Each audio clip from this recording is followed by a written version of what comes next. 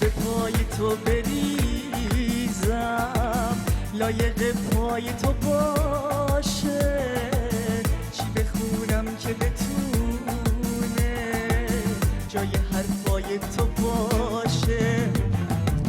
پیشکشم برای تو یه سبد محبته، از تو یک تبسمم واسه من غنیمته.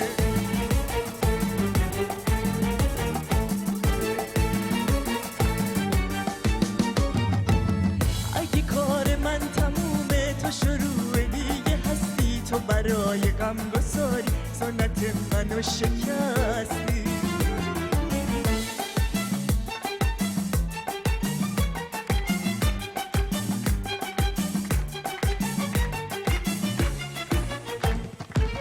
من که سفره دلم پیش تو بازه، ای که عشق تو همیشه چاره سازه. دوست دارم فدات کنم هرچی که دارم، اما قلبت از محبت بی نیازه.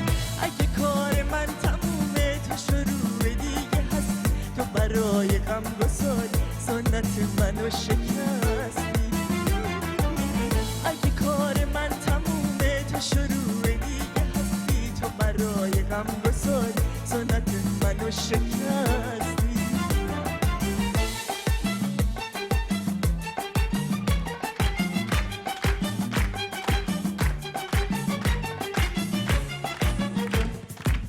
من پر از مضمون عشقم، واژه های تازه تازه، بیبی عشقم برایه که میخواد دل ببازه. پیشکشم برای تو یه سبد محبته، از تو یک تبسمم واسه من غنیمته. گرمی قلبم از دست تو دارم، اگه جونمو بخوای حرفی ندارم. من حروف عشقو از تو یاد گرفتم، از تو هستم هرچی دارم از تو دارم. اگه کار من تمومه تو شروع دیگه هست، تو برای غم گساری سنت منو شکستی. اگه کار من تمومه تو شروع دیگه هستی، تو برای غم گساری سنت منو شکستی.